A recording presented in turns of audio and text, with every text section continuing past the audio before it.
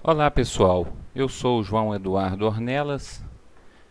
Quero apresentar para vocês aqui um despretensioso trabalho, um vídeo de produção caseira que se originou de um estudo que foi apresentado aqui em Muriaé, Minas Gerais, numa casa espírita a qual eu frequento, o SEAG, Centro Espírita Anjo Gabriel, onde nós enfocamos o tema células-tronco embrionárias, uma visão do espiritismo.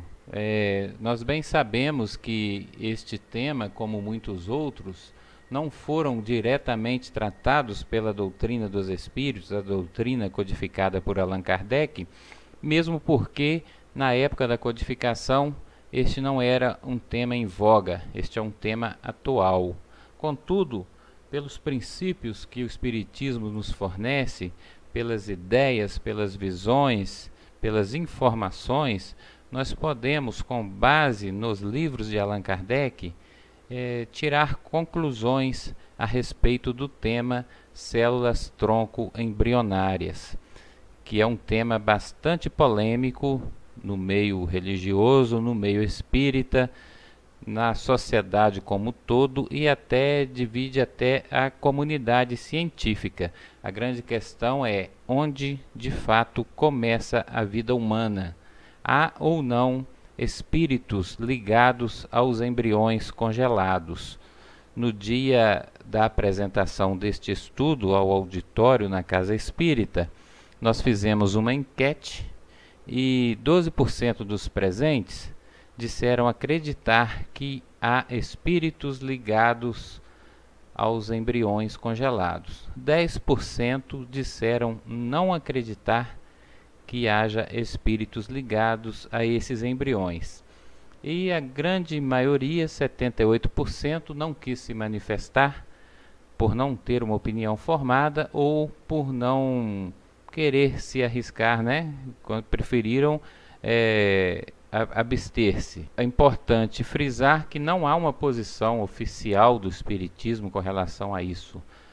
Há a opinião dos espíritas e estas opiniões também são divergentes, porque cada um é livre para extrair o entendimento que quiser das obras espíritas e das informações que ele tem à disposição.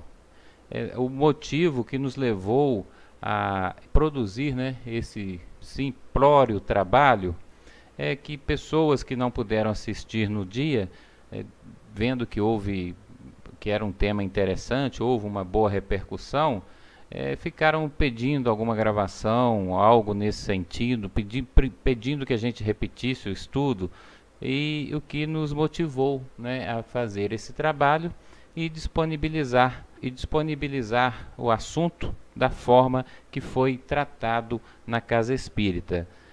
Contudo, não é fácil, eu digo para vocês que não é fácil. Eu me vi muito constrangido em gravar a minha própria voz, sozinho no quarto.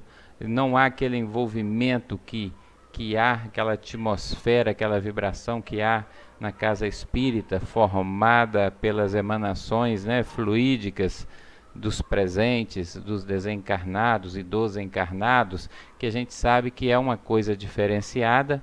Eu senti de fato falta disso aqui e achei muito constrangedor gravar a minha própria voz e ouvi-la várias vezes para ficar editando o vídeo. Eu identifiquei vários erros de pronúncia, de concordância verbal, concordância nominal, mas como é muito trabalhoso, eu não corrigi a maioria delas. Então eu peço a vocês aí a boa vontade, né? Apelo para a caridade mesmo de vocês, para que relevem esses erros, passem por cima disso na medida do possível e possam se concentrar na mensagem em si. Eu desde já agradeço, né, a boa vontade de vocês, que terão a paciência de chegar, de ouvir todo esse trabalho, de ouvir e assistir. Digo que não tenho a pretensão de jeito nenhum de esgotar o assunto, não sou especialista, não sou médico, não sou cientista, sou um estudioso da doutrina dos espíritos. Tenho a minha opinião, vocês vão ver qual é a minha opinião, não quero impô-la a ninguém. Estou aberto a críticas, a sugestões, a comentários. Não vou de forma alguma melindrar-me com isso e não tenho compromisso com o erro.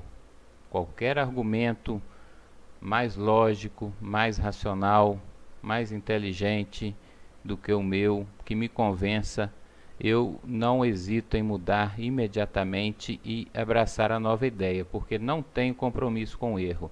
Tudo que a gente deve ter como estudioso, como estudante da doutrina espírita, dessa filosofia maravilhosa, é ter a mente aberta e não ter preconceitos, exemplos deixados pelo nosso querido codificador Allan Kardec. Se a gente puder assimilar um pouquinho dos critérios e da postura de Kardec quando ele estudou os fenômenos espíritas e codificou a doutrina espírita, nós nos daremos bem e poderemos enriquecer muito o nosso conhecimento e a nossa vida.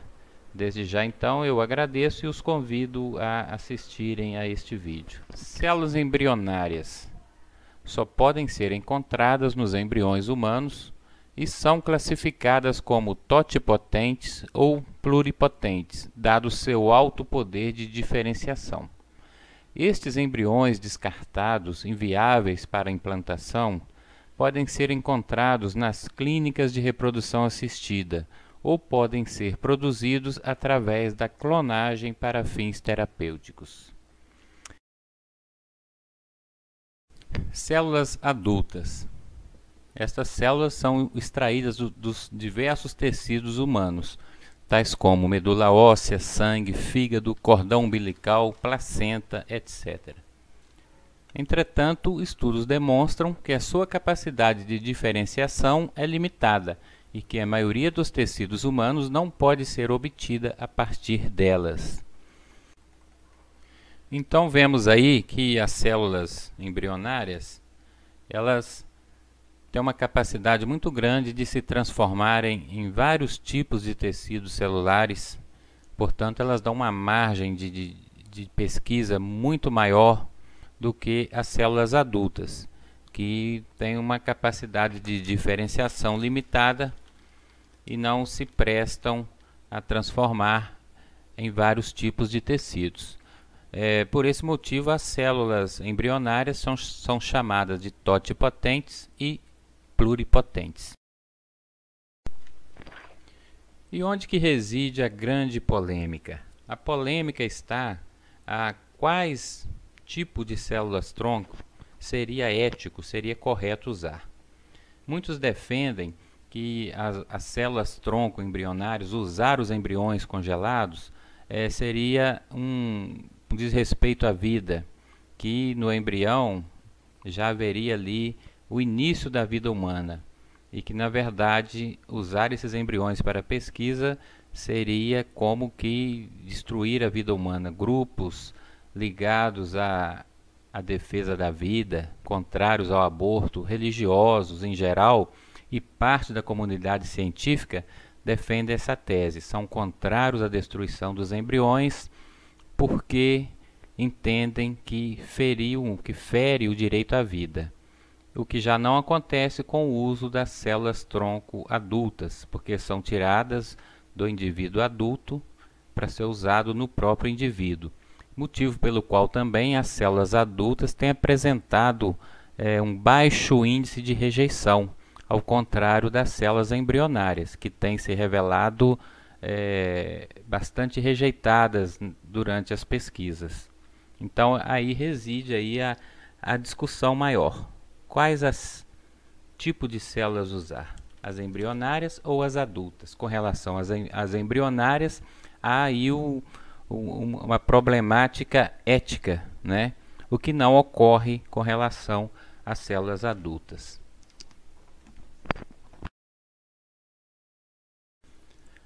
A Lei de Biossegurança foi promulgada em 2005. Ela veio para regulamentar a produção e comercialização de transgênicos e também pesquisas com célula-tronco. Porém, em 2008, houve uma votação no Supremo Tribunal Federal a fim de se decidir essa grande polêmica com relação às células-tronco embrionárias. Foi uma audiência que chamou muita atenção de toda a população brasileira. Houve uma audiência pública, né, onde foi dado espaço para pessoas falarem, né, 20 pessoas falarem a favor da pesquisa com células-tronco embrionárias e 20 pessoas se posicionando contrariamente. E o plenário lotado, com torcidas, né, para ambas as opções, e cientistas, políticos, sociólogos e religiosos puderam se manifestar, e logo depois houve a votação. Houve a votação dos ministros e eles decidiram, né, que as pesquisas com células-tronco embrionárias não violam o direito à vida. Nós vamos passar aqui um vídeo mostrando o ambiente dessa votação, dessa audiência pública e a opinião, né, de alguns entrevistados a respeito, para que a gente possa sentir como que foi lá, né, todo esse movimento no Supremo Tribunal Federal. Depois de muita polêmica e muitos debates sobre o assunto, por maioria de votos, em maio de 2008, o plenário do Supremo Tribunal Federal decidiu que as células-tronco embrionárias podem ser usadas em pesquisas científicas, porque esses estudos não violam o direito à vida. O julgamento, que pela primeira vez teve uma audiência pública sobre o tema, foi marcado por cenas emocionantes, votos poéticos, defesas contundentes que você acompanha agora no programa Grandes Julgamentos do STF.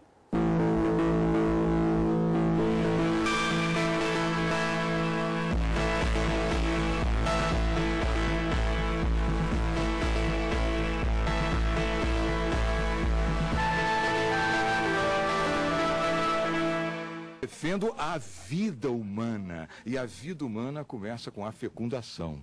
A Lei de Biossegurança impõe restrições para o uso das células embrionárias. A regulamentação prevê que os embriões usados estejam congelados há 3 anos ou mais e veta a comercialização do material biológico. Também exige a autorização do casal. As medidas não convenceram a todos e, apesar das ressalvas, a liberação dos estudos dividiu a comunidade científica. Por mais que seja um embrião, né, de 5 dias, que está congelado há alguns anos, né, quer dizer, a realidade é que se eu colocar esse embrião no útero, vai nascer uma criança. Né? Então, de fato, ali já existe, né, já existe uma criança naquele estágio do seu desenvolvimento, que é um estágio ainda muito inicial, mas que todos nós um dia fomos assim, né? É assim que o ser humano vem ao mundo. As células-tronco embrionárias são as únicas células que têm o potencial de formar todos os tecidos do corpo. Nós temos 216 tecidos no corpo. Nós temos também células-tronco adultas, que você encontra no cordão umbilical, na medula óssea, na polpa do dente, na gordura. Mas as células-tronco adultas, elas não têm o mesmo potencial que as células-tronco embrionárias. Elas conseguem fazer alguns tecidos, mas não todos. Temos que lembrar o que são esses embriões. São de casais que não conseguiram se reproduzir naturalmente e que foram fazer fertilização assistida para tentar engravidar. A grande maioria dos embriões que estão congelados são embriões que não são viáveis. Por quê? Porque como o casal vai lá porque quer ter filhos, obviamente os melhores embriões são implantados. Os que sobram são aqueles que já não estão com a cara muito boa. São embriões onde o casal disse, olha, a gente não vai mais implantar em útero, a gente não quer mais, né, e destinaram para pesquisa. Então, se não fosse para pesquisa, nós que dá para o lixo. Nós temos um ser humano que está iniciando o seu desenvolvimento a partir da fecundação.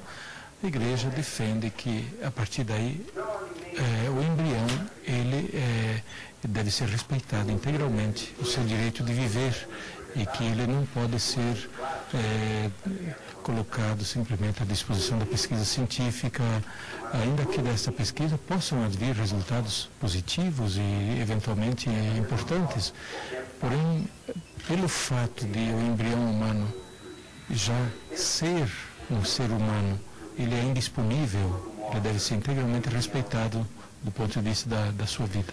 Antes de cumprirem uma promessa terapêutica, as células-tronco embrionárias já estão nos ensinando muito sobre a biologia básica do ser humano. Esses conhecimentos básicos, por sua vez, um dia podem ser traduzidos em novas terapias.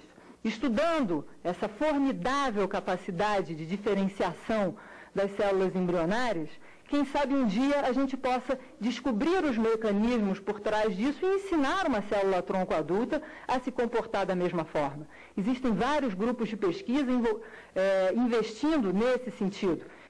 A doença que eu tenho, uma das doenças que está sendo estudada com pesquisas com células-tronco embrionárias, e eu acredito que qualquer possibilidade é uma possibilidade, né? Várias dessas doenças, até pouco tempo atrás, não tinha nenhuma expectativa de tratamento, nenhuma expectativa terapêutica, e só de hoje ter uma expectativa, né? Isso já é grande coisa. E que também a gente tenha consciência de quantos pais, mães, trabalhadores, carregando nas costas a batalha da vida, o peso da criação da família, quantas pessoas dessas que eventualmente tenham sido inutilizados por um acidente possam voltar à ativa, a trazer luz, comida para o prato dos seus filhos e uma melhor perspectiva para a estrutura da nossa sociedade como um todo, e não esses rancos retroativos de conservadorismo religioso, entre aspas. Existe muita contradição entre religião e ciência, porque a religião manda você ter fé,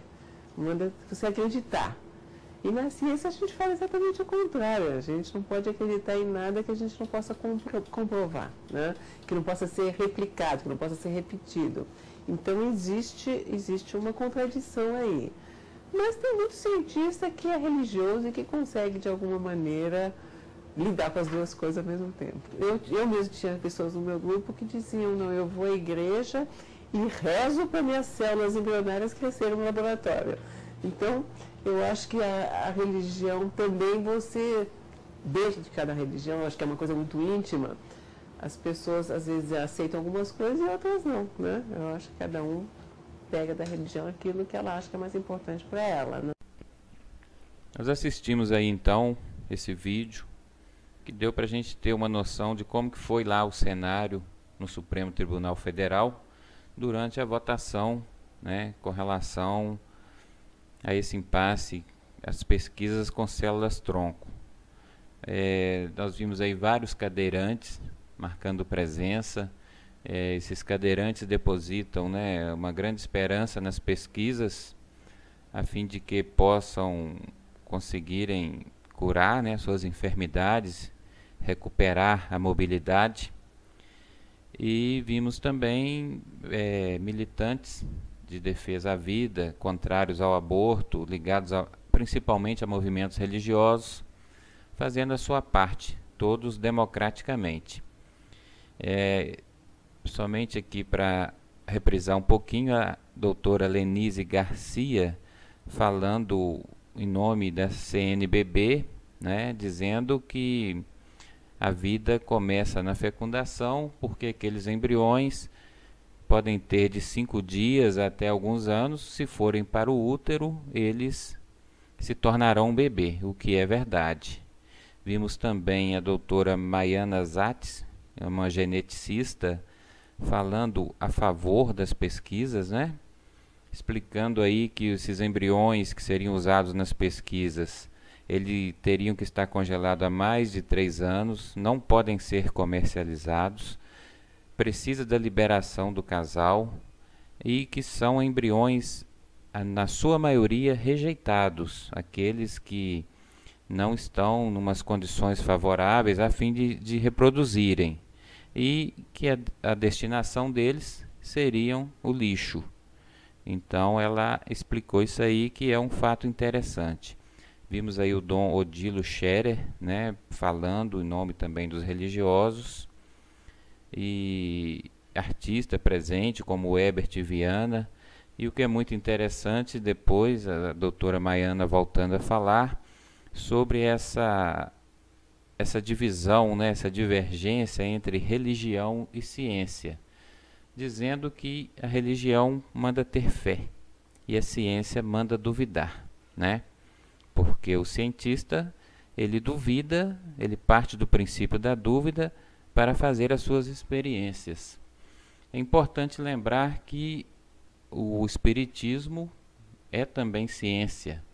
E quando Allan Kardec, o professor Rivail, né, então, começou a estudar os fenômenos das mesas girantes, ele partiu justamente desse princípio científico que é o da dúvida.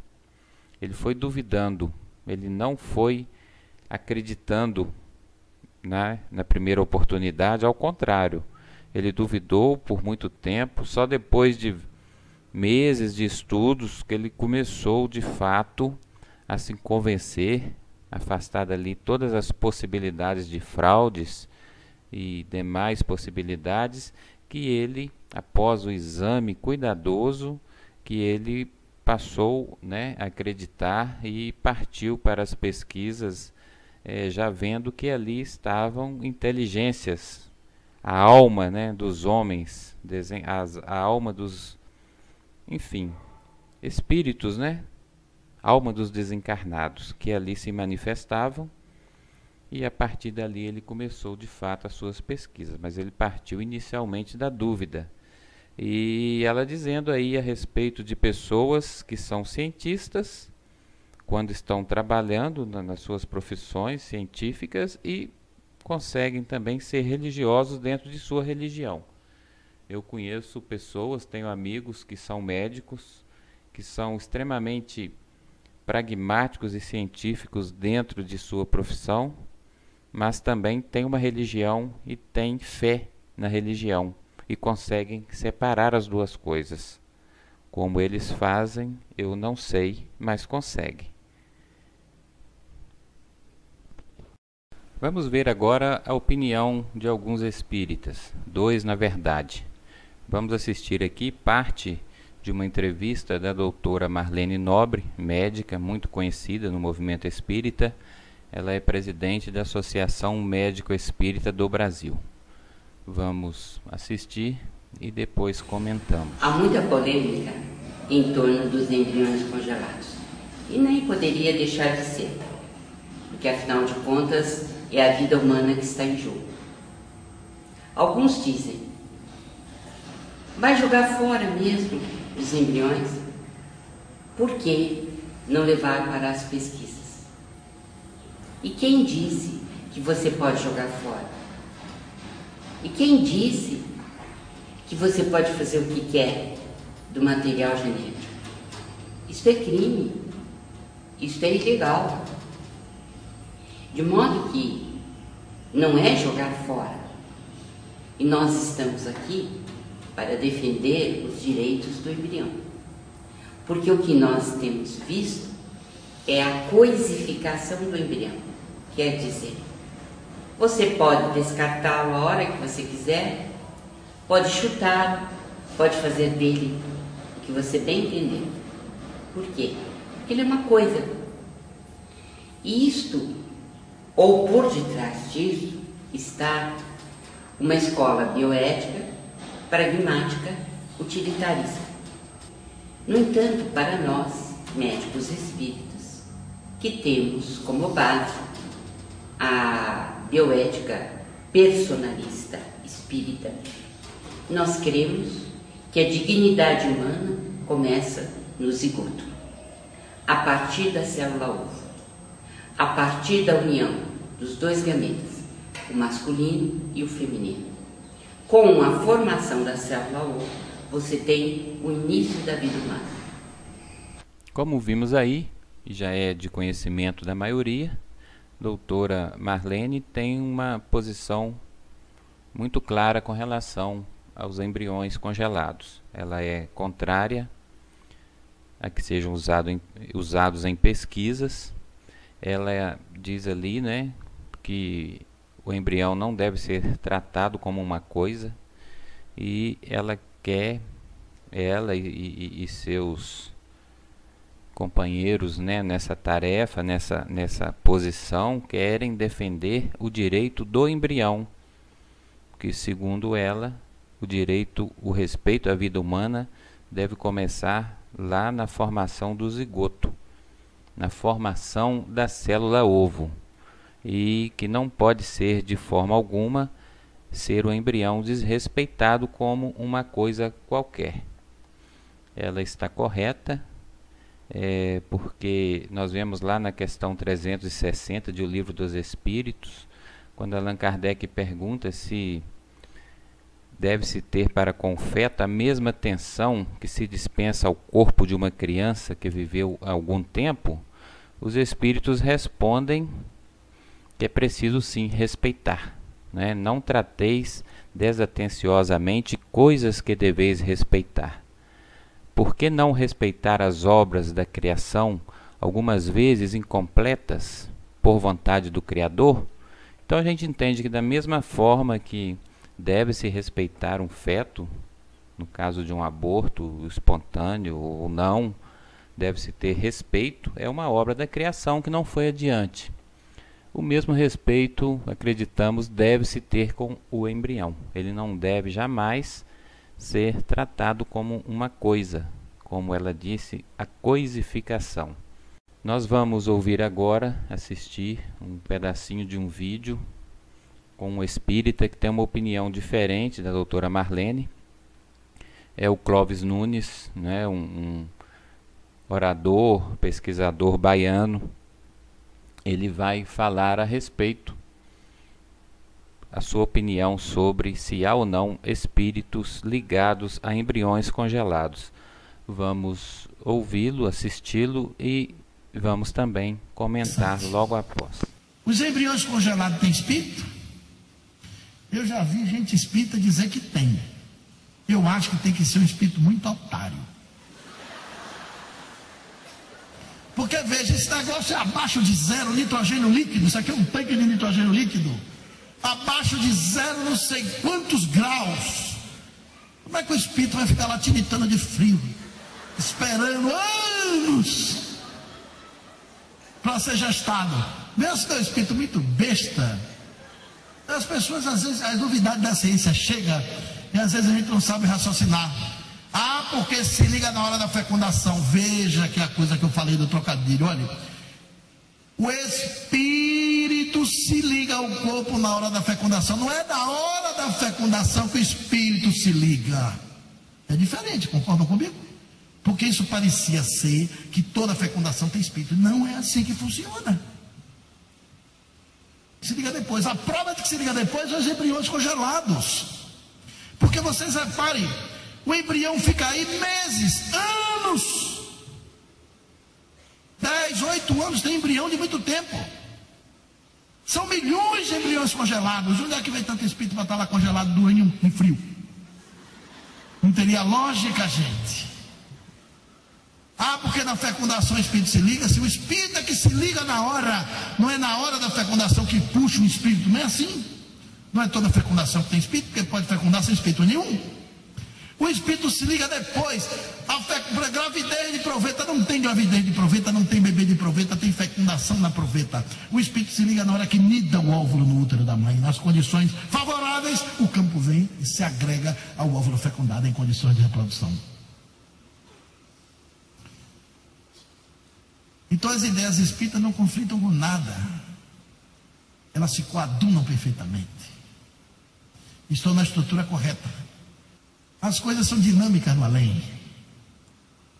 E tudo isso são ideias novas que a gente tem que acompanhar o progresso. É Allan Kardec que disse que quando o espiritismo tivesse erro em um ponto, a gente largasse esse ponto e seguisse a ciência. Isso é uma ideia autoatualizável da doutrina. Mas é só você colocar as lentes do espiritismo que se enquadra perfeitamente. A gente percebe, quem já assistiu aí palestras do Clóvis Nunes, seja ao vivo, seja pelo YouTube, que ele tem uma forma meio irreverente de se expressar. Então vamos explicar aqui o que ele disse. A princípio aí, logo no início, ele disse que tem espírita que pensa que há espírito ligado ao embrião congelado. E ele diz que tem que ser um espírito muito otário. Deixar bem claro aqui que não é o espírita que pensa que tem o espírito ligado que é otário. Não é, porque ele tem todo o direito de pensar dessa forma. Ele diz aí que o espírito que se liga a um embrião tem que ser um espírito muito otário, porque ele estaria se ligando a uma condição de frio muito grande. Isso causaria para ele um grande desconforto.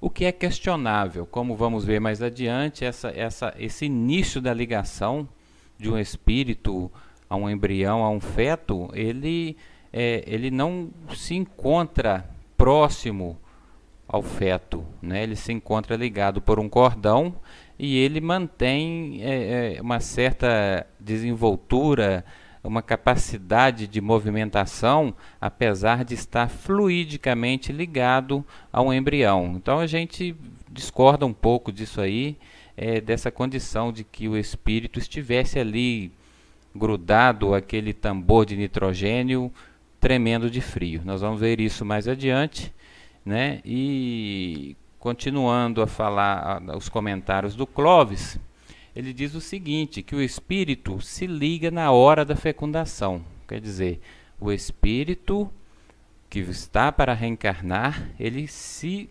aproveita, ele usa o momento da fecundação para se ligar. Não é a fecundação que faz o espírito ligar. Não é a fecundação que atrai o espírito. É o espírito que se utiliza desse momento. Porque há fecundações em que não há nenhum espírito ligado, como os espíritos superiores disseram a Allan Kardec, e nós vamos ver mais detalhadamente logo a seguir.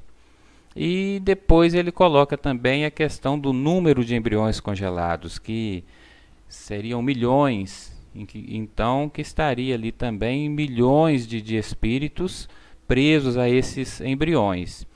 Eu não tenho muito material disponível a esse respeito, números são um pouco controversos, mas o que eu pude levantar aqui é que em 2005 calculava-se que havia no Brasil 20 mil embriões congelados. Em 2012 seria algo em torno de 60 mil embriões. Encontrei também uma matéria, uma notinha dizendo que nos Estados Unidos em 2008 haveria próximo de 400 mil embriões congelados. Então, se a gente for somar aí outros países da Europa, chegaria sim a esse número de milhões de embriões congelados no mundo. E caso estivesse ou estejam cada embrião com um espírito ligado, seriam milhões de espíritos ligados a este embrião. E Clovis coloca como sendo algo assim impraticável, algo desnecessário, algo que não haveria razão de ser, tendo em vista a dinâmica do mundo espiritual, da evolução da ciência, né? E colocando ali algo muito interessante, que basta a gente colocar as lentes do espiritismo para poder analisar. É verdade. Não precisa necessariamente o espiritismo tocar em pontos específicos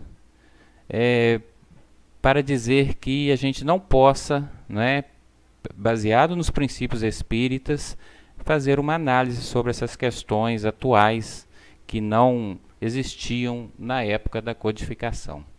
O interessante que Clovis coloca também, que nós vamos ver, voltar a essa questão nesse estudo, as condições favoráveis que somente seriam proporcionadas pelo útero. Ele fala ali no momento da nidação, que é o momento em que o embrião é inserido no útero. E seria o momento em que cria o campo, em que agregaria-se a vida, porque somente o embrião teria condições de proporcionar aquele ambiente necessário, as condições necessárias para que a vida fosse adiante. Nós vamos voltar sobre esse tema. Vamos agora consultar, né, propriamente dito, o Livro dos Espíritos. Na questão 344, A pergunta é: em que momento a alma se une ao corpo? A resposta: a união começa na concepção, mas só é completa por ocasião do nascimento. Desde o instante da concepção, o espírito designado para habitar certo corpo, a este se liga por um laço fluídico, que cada vez mais se vai apertando até o instante em que a criança vê a luz. Então a gente vê que no momento da concepção, é importante ressaltar, para a gente fazer algumas colocações adiante, que os espíritos falam no momento da concepção.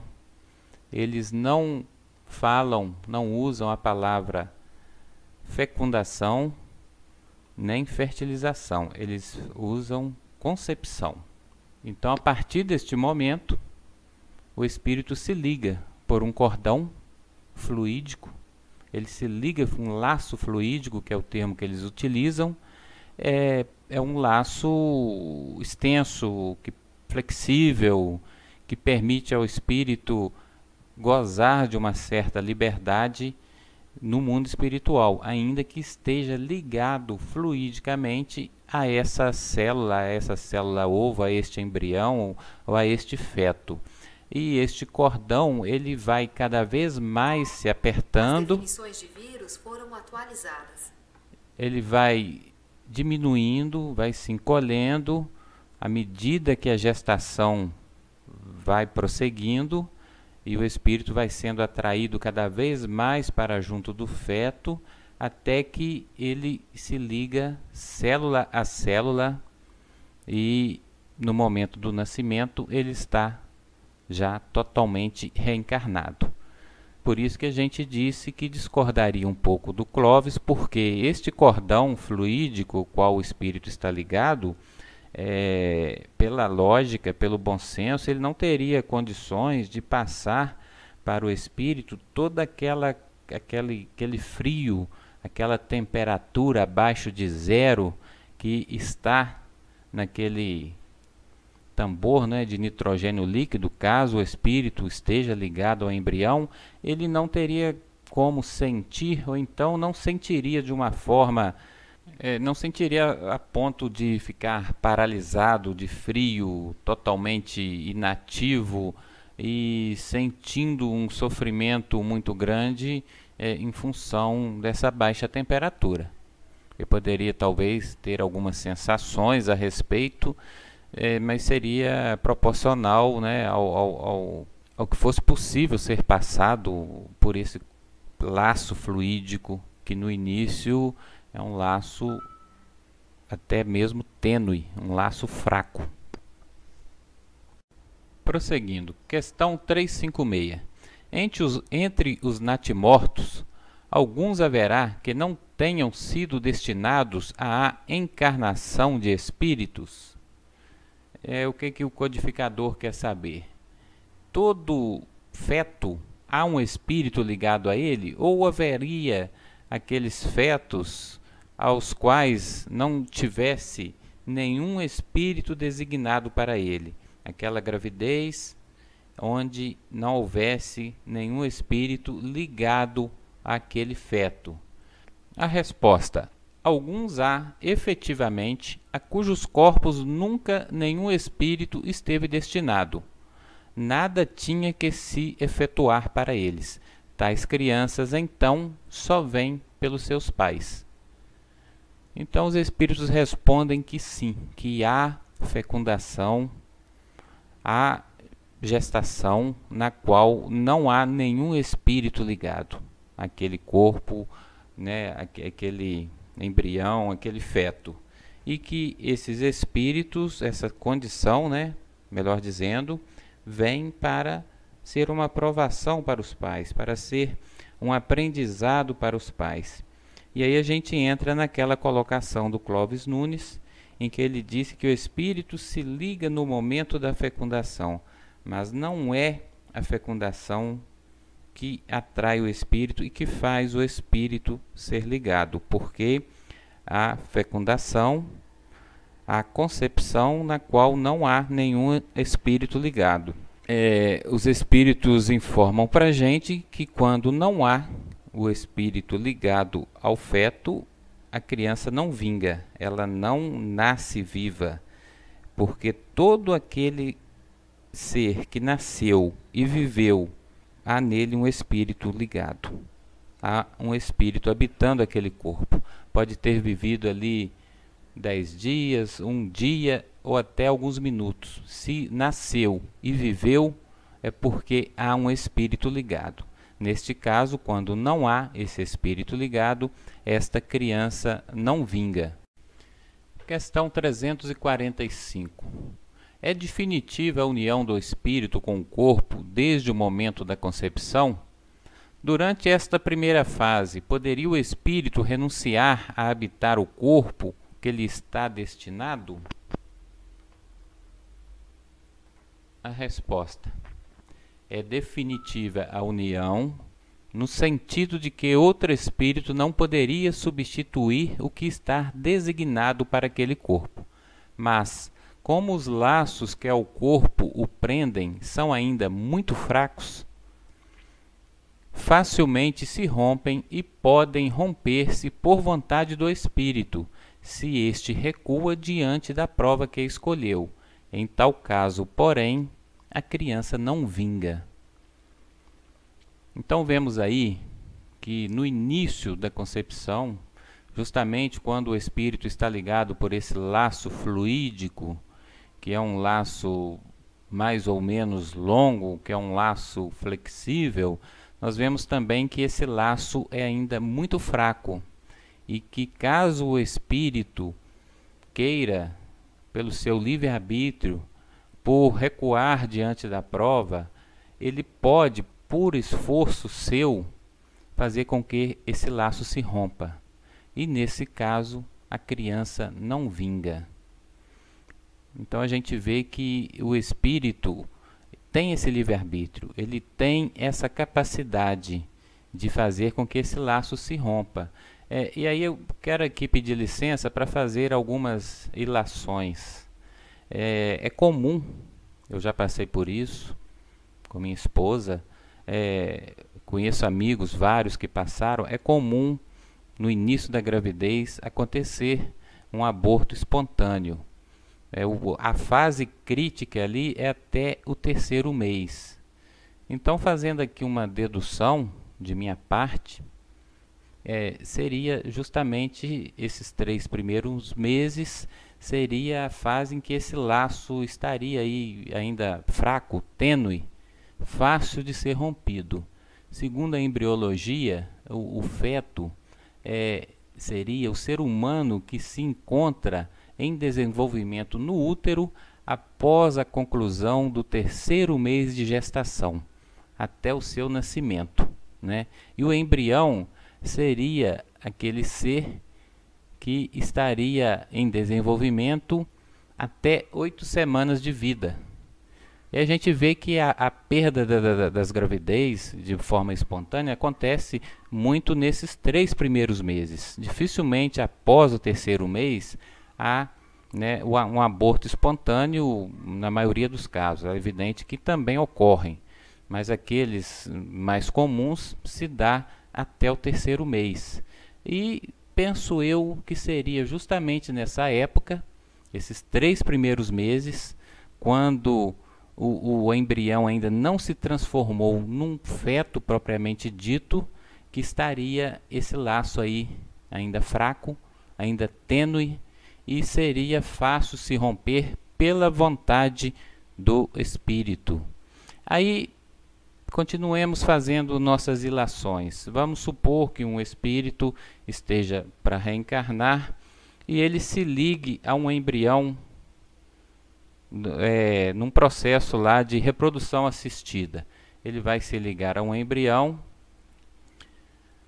seguindo a lógica espírita, ele vai ter alguma ligação com esse casal, não é? Possivelmente uma ligação do passado, algo que os une, que faz com que seja interessante tanto para ele quanto para o casal que ele nasça naquela família.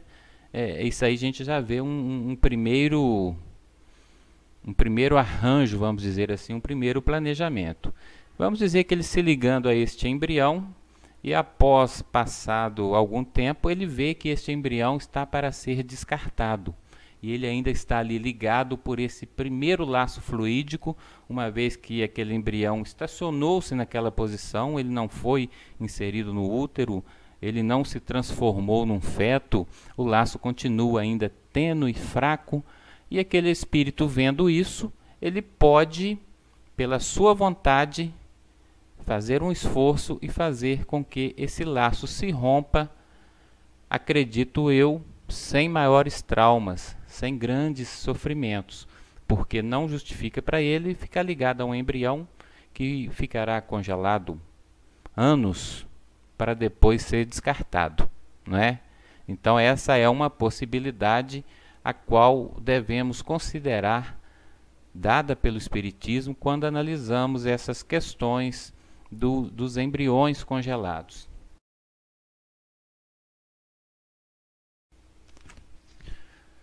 Prosseguindo, vamos ver a questão 351.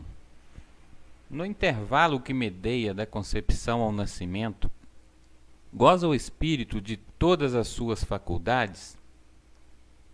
Resposta: mais ou menos conforme o ponto em que se ache dessa fase, porquanto ainda não está encarnado, mas apenas ligado.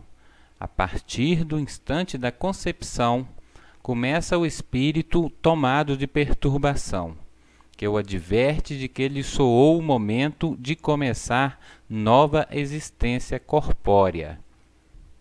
Então a gente vê aí que a autonomia do espírito durante a gestação vai depender justamente do estágio dessa gestação. No início, o laço é tênue, é um laço fluídico, fraco, que permite ao espírito gozar de grande liberdade, de grande autonomia no mundo espiritual. Não uma autonomia total, a gente entende, mas ele pode lá se relacionar, ter atividades, aprender, né, interagir e outras coisas mais.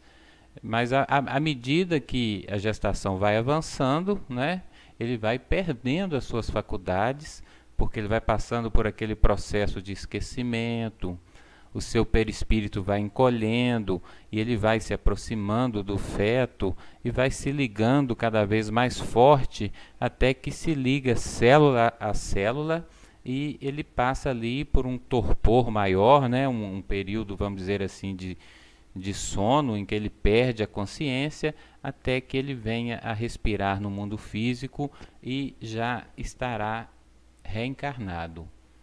E continuando na resposta, os espíritos nos dizem que essa perturbação, como dissemos, né, elas vão crescendo de contínuo até o nascimento. Mas neste intervalo, seu estado é quase idêntico a de um espírito encarnado durante o sono. Olha que interessante.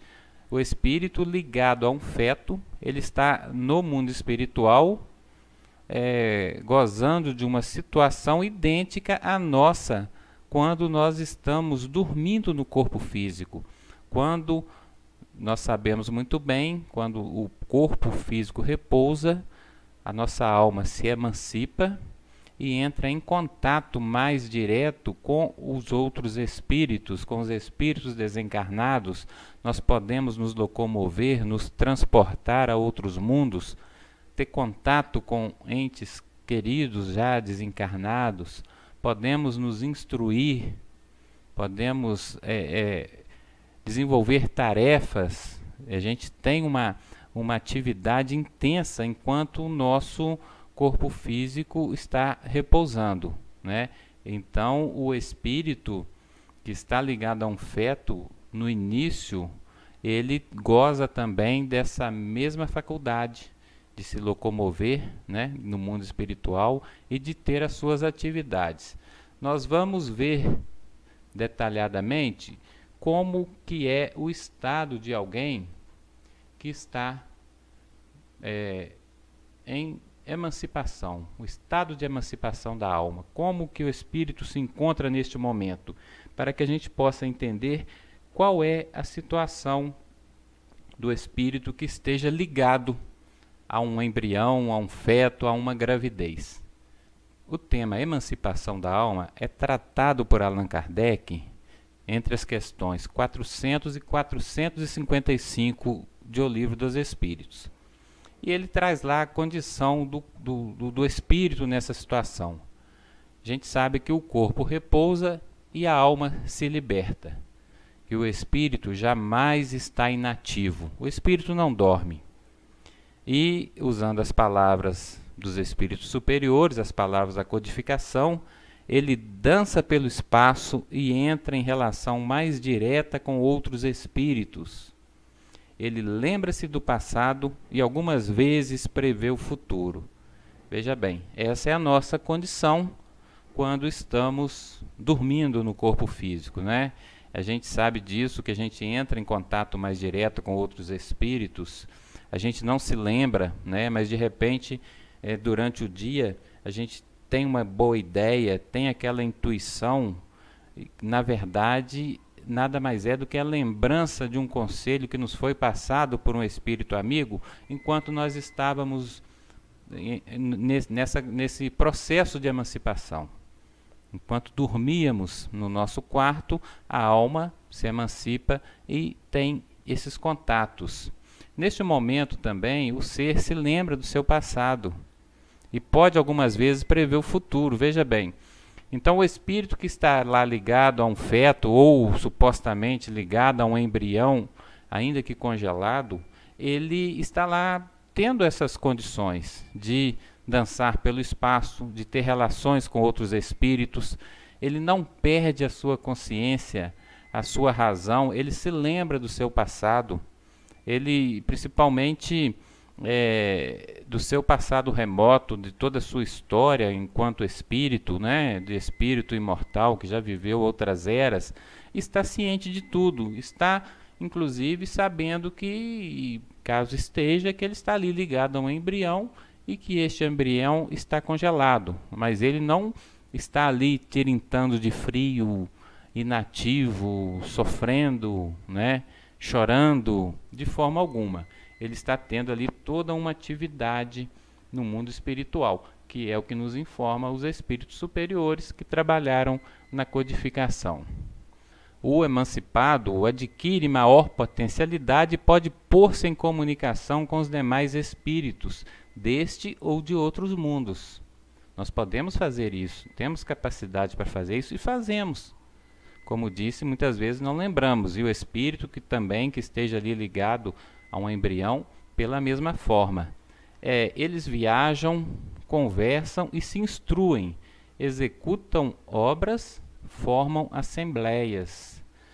Segundo Allan Kardec, a gente pode acontecer da gente desencarnar e chegar no mundo espiritual e ver lá uma obra da qual nós estamos participando, que nós estamos realizando, que já se encontra num estágio adiantado de execução e a gente não se lembra. Por quê? Porque enquanto dormíamos no corpo físico, enquanto emancipados, nós íamos até lá e participávamos dessa construção, deste trabalho, muitas vezes formando assembleias que fazem pesquisas, que empreendem estudos, né? É toda uma atividade intensa que o espírito executa no mundo espiritual enquanto o corpo físico repousa em seu quarto.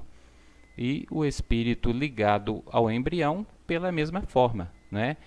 Não é para a gente tirar da nossa cabeça aquela situação de que o espírito esteja sofrendo se por acaso estiver ligado a um embrião congelado, esteja ali passando por uma punição, é uma coisa muito sofrida, muito dolorosa, que a gente se encha de pena e passe também a sofrer com essa situação, sabendo que no mundo há vários embriões congelados, que a gente não precisa, né, sofrer dessa forma e se penalizar dessa forma, porque a espiritualidade, a providência divina, olha tudo, comanda tudo, organiza tudo, e a gente lembrar que Deus é soberanamente justo e bom.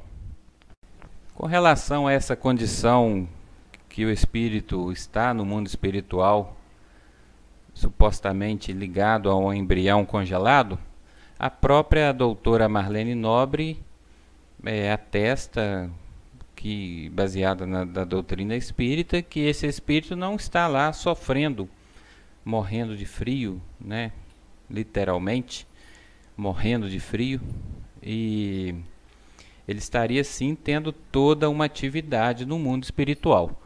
Vamos passar então mais um pedacinho da entrevista, né, da nobre doutora Marlene, com perdão do trocadilho, onde ela coloca exatamente isso aí, né, essa sua opinião, essa sua conclusão de que o espírito não estaria definitivamente lá batendo o queixo de frio. Vamos lá e depois a gente mais uma vez vai comentar.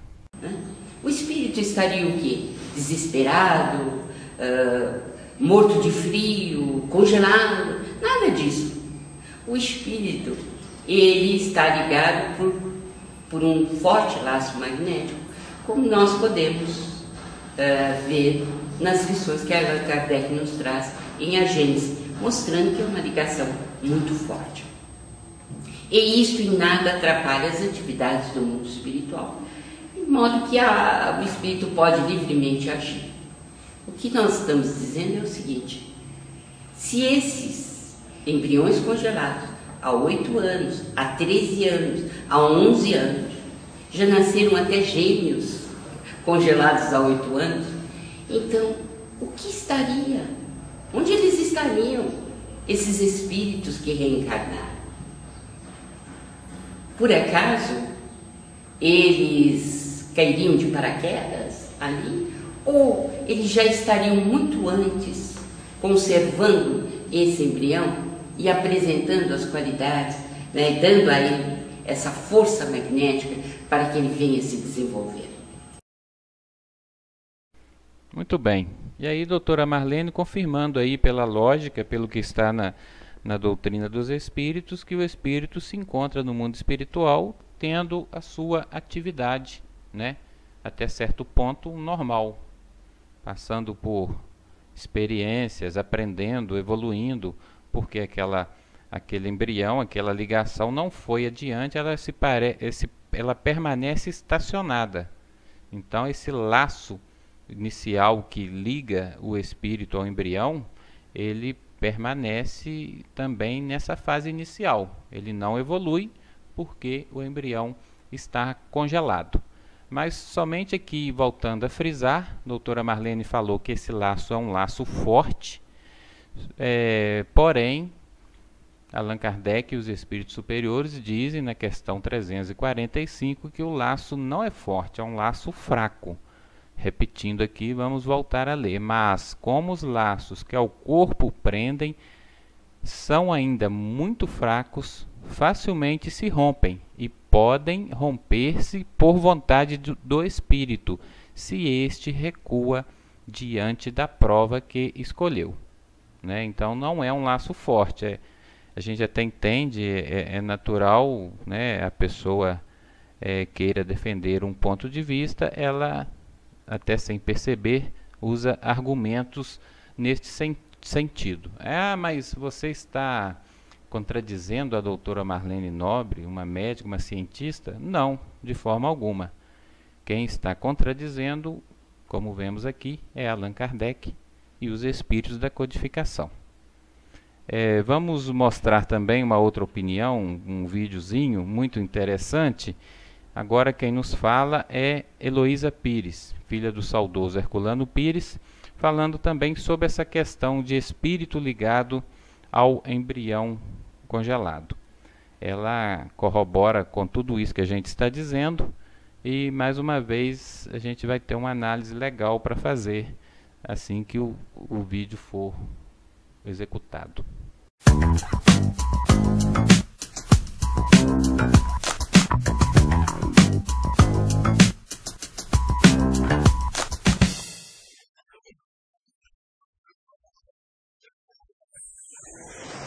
se o espírito ficasse grudado ao embrião congelado, ele sofreria terrivelmente. Nós, adultos, fortes, bem formados, morremos quando há um congelamento. No caso do embrião, eu creio que ele só vai desabrochar em condições especiais, com o calor materno, com o aconchego da mãe, com o calor no útero da mãe. Ainda que depois de vários anos ele torne a vida, provavelmente enquanto o corpinho, o futuro corpo estava congelado, ele tinha a vida espiritual, a vida à parte. Porque até mesmo nós, encarnados no corpo físico, temos, como diz o Livro dos Espíritos, a vida espírita. A vida de cursos no mundo espiritual, receber visitas, conversar com nossos amigos. Imagine um indivíduo que vai assumir uma encarnação. Eu, na minha opinião, tenho toda a assistência. Agora, esse medo de utilizar embriões e preferir jogá-los fora também não tem razão de ser. Porque qualquer espírito de mediana inteligência com vontade de evoluir concordaria com essa experiência fabulosa de poder doar, se estivesse ligado a um pequeno embrião, esse embrião para uso da ciência de atenuação de doenças, de cura de doenças. Quem não se disporia a essa doação de amor?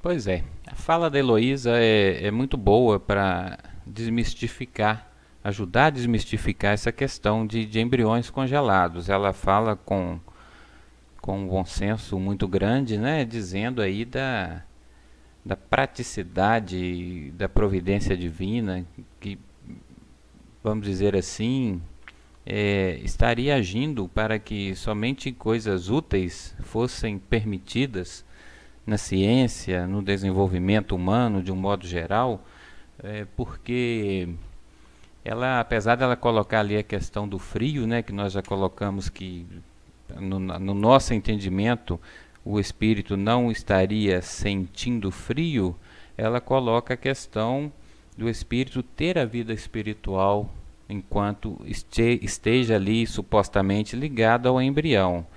E também ela fala ali da questão desses embriões serem usados para atenuar o sofrimento dos outros, que qualquer espírito de mediana evolução ficaria feliz de doar, de permitir que, ou pelo menos não se aborrecer, que este embrião fosse usado com uma finalidade, né, útil e nobre, porque, como a gente já viu, ele pode se desligar daquele embrião desde que tenha um esforço para isso, e uma vez ele vendo que aquele embrião não irá adiante, não será utilizado para fins reprodutivos, ele pode sim desligar-se e ficar feliz daquele embrião ter uma função útil, né?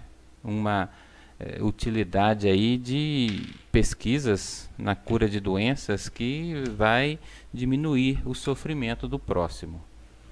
Muito legal essas colocações, muito racional essas colocações da Heloísa no meu modo de analisar.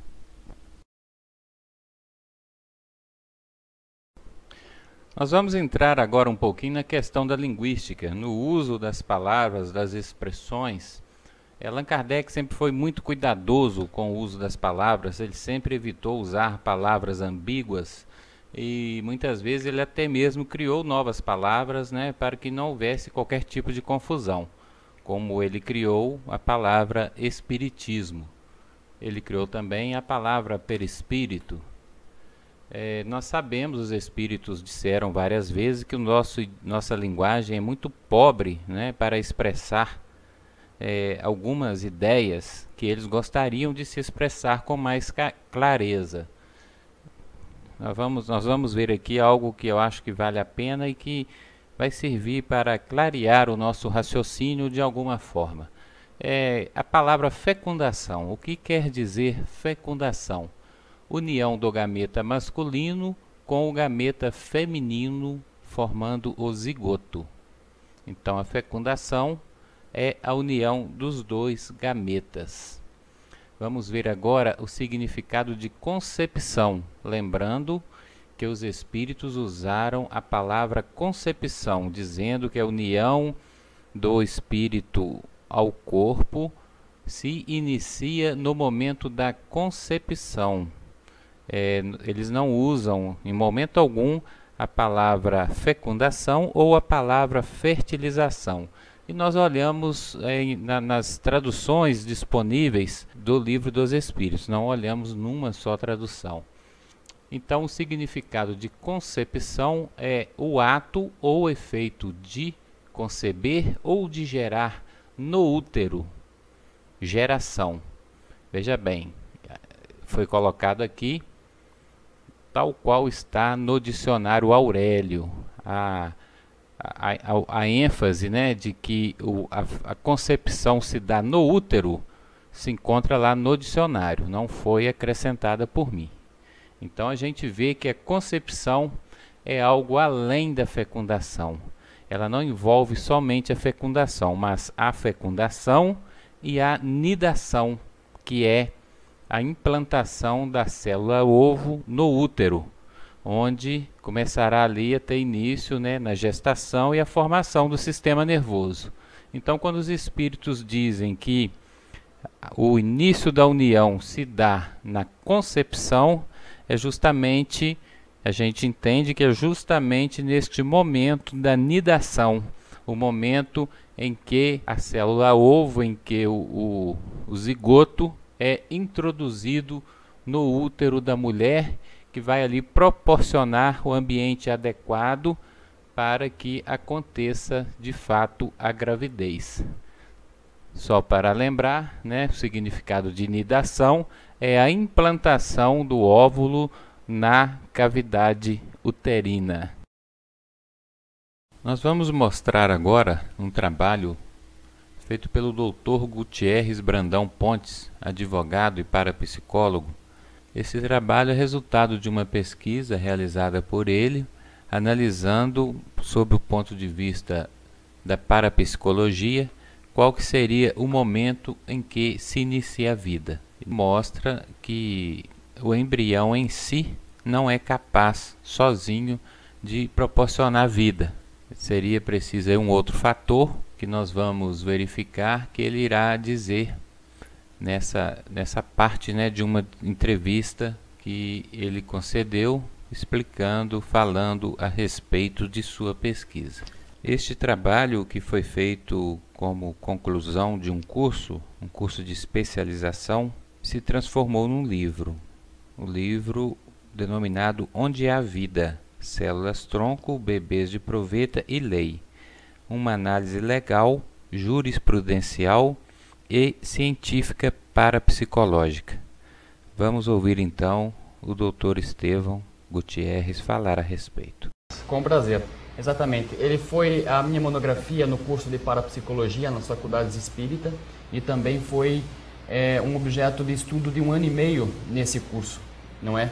Eu peguei as questões onde se debateu o Supremo Tribunal Federal na DIN 3510, que falava a respeito de onde há vida, né, na questão das células tronco e dos bebês de proveta e nas questões do embrião congelado em laboratório.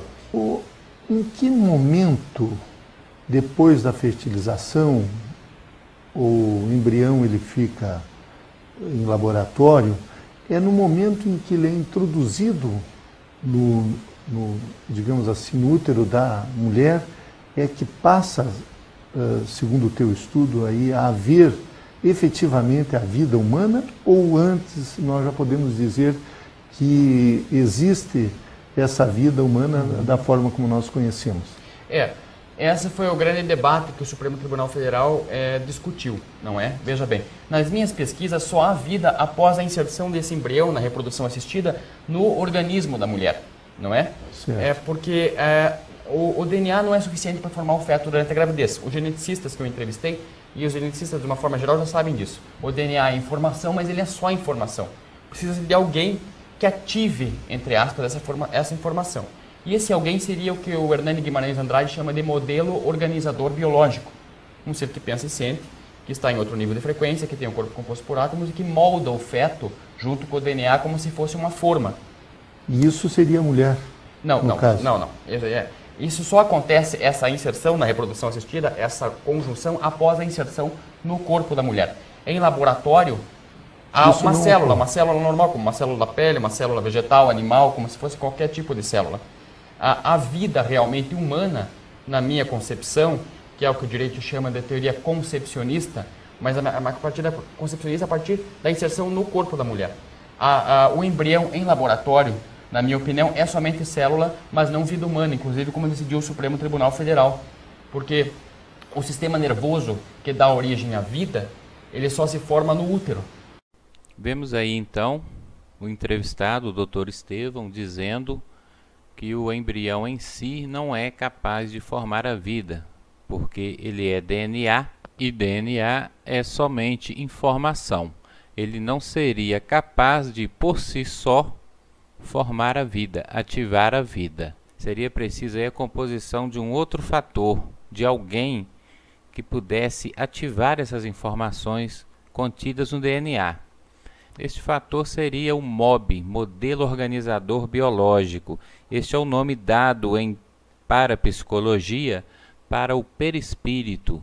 Esta expressão, este nome cunhado por Allan Kardec, que é o corpo espiritual do espírito. Portanto, segundo as pesquisas do Dr. Estevão, seria necessário o MOB ou o perispírito para ativar essa vida. E esta composição, esta conjugação do perispírito se daria no momento da inserção do feto, do embrião, no corpo da mulher. Porque aí, a partir daí, seria formado o sistema nervoso. E segundo as suas pesquisas, as conclusões às quais ele chegou, nesse momento, de fato, seria o início da vida, o princípio da vida humana. É de conhecimento de todos nós, estudantes da doutrina espírita, que o perispírito é responsável por trazer as informações do espírito, todas as informações, todas as necessidades reencarnatórias, as necessidades evolutivas daquele ser são trazidas pelo seu perispírito, toda a sua história pregressa, os seus débitos e créditos acumulados, os seus compromissos assumidos para aquela existência em questão, são projetadas no perispírito e são transmitidas para a matéria, para o corpo material, e influi diretamente na formação deste corpo, ativando ali as células, as informações contidas no DNA, que irão desenvolver uma história de vida, uma história orgânica condizente com as necessidades daquele espírito. O ano 2000 veio com uma informação bombástica da ciência que havia mapeado o código da vida, havia decifrado o genoma, o DNA humano havia sido esmiuçado. E isto trazia aí uma perspectiva maravilhosa para todos. Porém, passados aí 14 anos, né, nem tanta coisa assim aconteceu. Em 2010 a gente vê esta matéria da revista Super Interessante, com o título de capa perguntando se a genética havia fracassado. Todas as promessas se desenhavam com a descoberta do genoma humano, com o mapeamento do genoma, elas na verdade não se concretizaram. Naquela época pensava-se que estariam a um passo de prevenir doenças, né? De entrar com processos ali, com intervenções que modificassem e pudessem desativar genes de algumas enfermidades para que essas enfermidades não se desenvolvessem no futuro. Porém, algo muito mais complexo do que os cientistas pensavam acontece no ser humano, justamente porque nós bem sabemos aí o fator espiritual, o fator da necessidade do espírito, da história do espírito agindo sobre essa informação do DNA e trazendo muito mais informações que a ciência não suspeita, não admite, não é? A ciência não sabe, por exemplo, porque alguém plenamente saudável, de uma hora para outra, adquire um câncer ou qualquer outra doença grave. A ciência, até certo ponto, não admite o fator emocional agindo sobre o fator físico. E quem sente emoção? A emoção é do espírito. Então há todo este fator espiritual que é trazido pelo perispírito e que, juntamente com o DNA, irá proporcionar ao ser este cenário adequado para a sua evolução. Vamos corroborar tudo isso com o Livro dos Espíritos. Na questão 367, Allan Kardec pergunta: unindo-se ao corpo, o espírito se identifica com a matéria? Quer dizer, o espírito estará submetido à matéria? A resposta: a matéria é apenas o envoltório do espírito, como o vestuário o é do corpo. Unindo-se a este, o espírito conserva os atributos da natureza espiritual. Então a gente vê que o espírito não se submete à matéria, ou pelo menos não totalmente à matéria. É como se fosse, vamos imaginar, que nós, por vestirmos uma roupa de um modelo ou de outro completamente diferente, uma roupa vermelha ou em outro momento uma roupa preta, nós não perdemos as nossas características individuais, não perdemos a nossa personalidade. Da mesma forma, o espírito conserva os seus atributos de sua natureza. Ele não perde por estar ligado ao corpo físico, ele não as perde. Na questão 370, Allan Kardec pergunta: pode-se deduzir da influência dos órgãos uma relação entre o desenvolvimento do cérebro e das faculdades morais e intelectuais? Mais uma vez aí Allan Kardec, na sua insistência, querendo saber o nível de influência da matéria sobre o espírito, perguntando ele se depende do desenvolvimento do cérebro, ou seja, vai depender do físico, o desenvolvimento das faculdades morais e intelectuais do espírito. Vamos ler a resposta. Não confundais o efeito com a causa. O espírito dispõe das faculdades que lhe são próprias. Ora, não são os órgãos que dão as faculdades, e sim estas que impulsionam o desenvolvimento dos órgãos. Então aí fica de forma clara para a gente que são as faculdades do espírito que irão influenciar no desenvolvimento do organismo.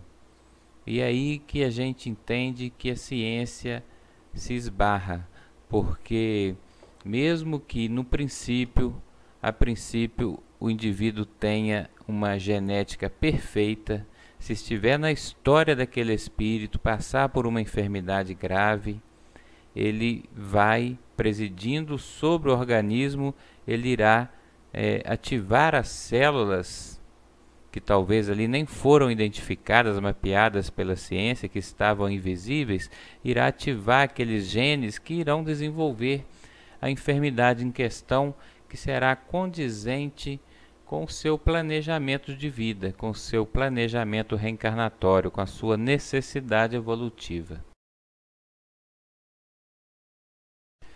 Eu quero levantar aqui uma outra questão que eu acho pertinente, é com relação ao planejamento familiar. Nós sabemos que os espíritos reencarnantes são atraídos para os lares por uma questão de afinidade, seja por ligação do passado com aquelas pessoas, com os pais, seja porque aqueles pais poderão proporcionar para ele um ambiente propício, à sua programação reencarnatória, e sendo também que ele representará para o pai algum ganho adicional em termos evolutivos, seja ligação do passado, seja por proporcionar as experiências necessárias ao crescimento de ambos. Pelo levantamento que eu fiz, em cada tentativa de engravidar pela reprodução assistida, são extraídos e fecundados 8 óvulos da mulher em média. Partindo deste princípio da afinidade, teriam que ser selecionados 8 espíritos com afinidades com aquele casal que se ligariam ali no momento da fecundação. Isso na hipótese de que essa ligação acontecesse neste momento. Quando os óvulos são implantados na mulher, são em número de 2 a 4 óvulos. É comum que haja algumas rejeições, que o organismo da mulher expulse alguns desses óvulos, né? Às vezes não dá certo na primeira tentativa, parte-se para uma segunda tentativa, como acontece também de nascer gêmeos, né? Vários ovos ali, 2 ou 3 óvulos vão adiante, e aí nesse caso nascem lá trigêmeos, como temos notícias por aí, temos exemplos. Porém, vamos analisar aí que de 8 óvulos, né, numa primeira tentativa obtenha-se êxito, vamos dizer que nasça trigêmeos, então 3 espíritos reencarnam e 5 são ali frustrados ou são expelidos, destruídos, ou então vão permanecer congelados, né? Desses 8 espíritos afinizados com o casal que foram selecionados. Outra destinação que se cogita para estes embriões seria a doação.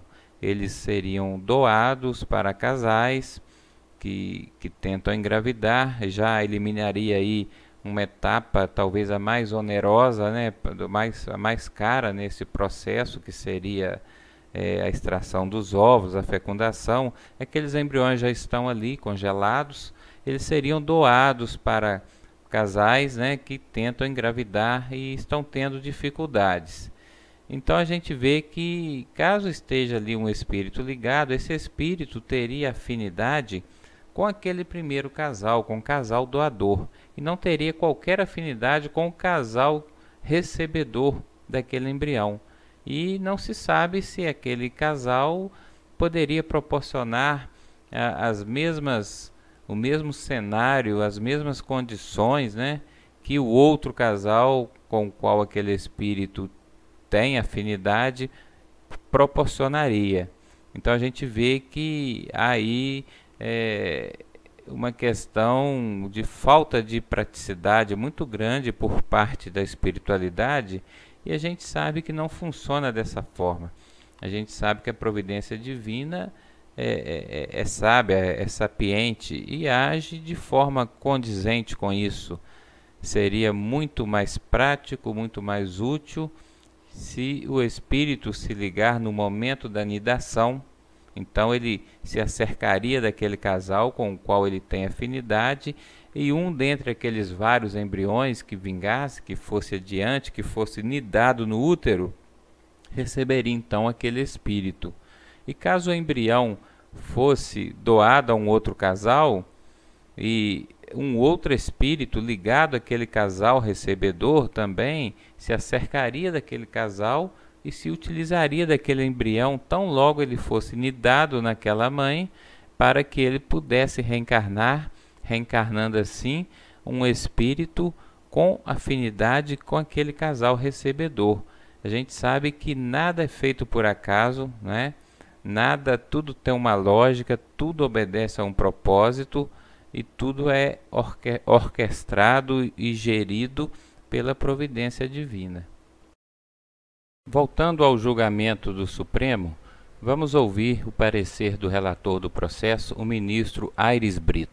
Na primeira sessão de julgamento, no dia 5 de março de 2008, o ministro Carlos Aires Brito, relator do processo, votou a favor da liberação das pesquisas e argumentou que o embrião usado nos estudos jamais se tornará uma pessoa. É um embrião que não saiu de nenhuma mulher. O que saiu do corpo da mulher foi um singelo óvulo, desfecundado até então. Não saiu de nenhum homem.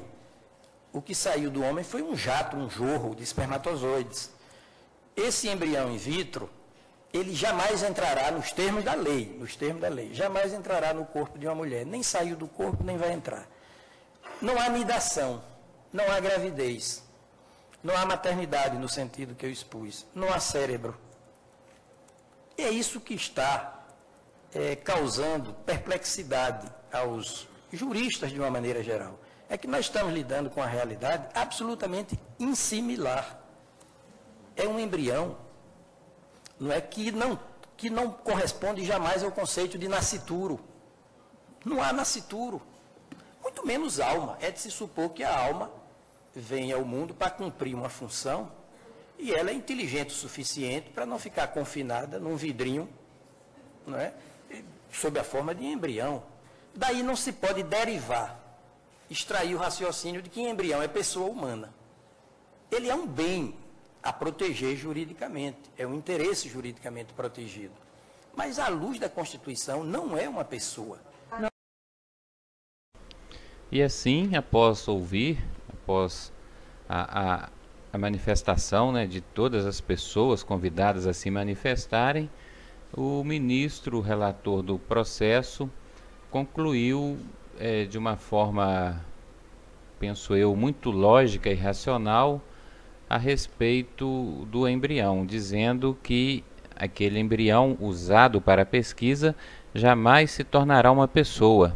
Ele não será introduzido no útero, ele não será nidado. Portanto, não teria ali o mesmo direito de uma pessoa. Seria sim um bem a se proteger. Nós também concordamos, não é uma coisa qualquer, não é? Mas não teria ali uma personalidade, não seria uma pessoa.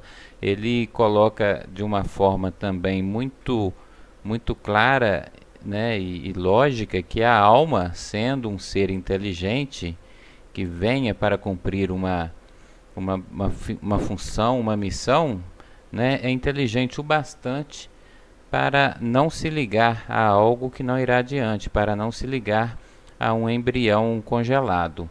Eu estou de pleno acordo com essa decisão do relator, com esse posicionamento, e que foi seguido pela maioria dos ministros.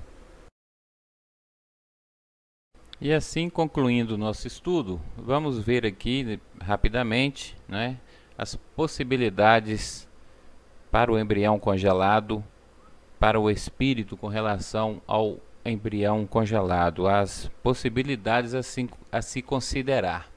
Vamos supor que o espírito esteja ligado ao embrião, né? Então ele estaria, mediante tudo que nós vimos, ele estaria tendo uma vida consciente e uma interação relativa no mundo espiritual. Ele pode forçar o desligamento por seu próprio livre-arbítrio, por seu próprio esforço, sua própria vontade. Pelo que entendemos, a qualquer momento ele pode forçar esse desligamento. Ou então ele será desligado quando o embrião for destruído, seja para ser descartado, seja para ser usado em pesquisas. Caso o embrião seja implantado, ocorrerá a nidação, aí terá início a gestação e aquele laço que liga aquele espírito ao embrião irá se encurtando cada vez mais até que ele possa nascer e concluir assim normalmente o seu projeto reencarnatório. Vamos ver a possibilidade de o embrião sem o espírito. Está lá o embrião congelado e não há espírito ligado a ele, o que, a meu ver, é a possibilidade mais plausível, mais racional e mais lógica. Este embrião congelado, sem um espírito ligado, ele será usado para as pesquisas com células-tronco, né? Visando o objetivo das pesquisas, buscar a cura de doenças. E caso aquele embrião seja usado para a reprodução, seja introduzido no útero e nidado, o espírito que estivesse designado para reencarnar naquele momento, ligado àquele casal, se ligaria normalmente a este embrião e teria ali início ao processo reencarnatório, teria início a gestação. Podemos observar então que, pela lógica da doutrina espírita, qualquer que seja a realidade do embrião congelado, tenha um espírito ligado ou não tenha um espírito ligado, tudo tem condições de acontecer sem maiores traumas, sem grandes tragédias, tudo de uma forma harmoniosa, tranquila até certo ponto, por que não dizer, porque assim que deve ser. É isso que se pode esperar, de uma inteligência suprema que é Deus e que a tudo gere, a tudo administra. É por isso que a gente diz que o Espiritismo é uma filosofia progressista, lógica e racional. E terminando com a magistral frase do codificador Allan Kardec, dizendo que fé inabalável somente aquela que pode enfrentar face a face a razão em qualquer época da história. E eu agradeço a todos pela paciência, pela boa vontade e um grande abraço.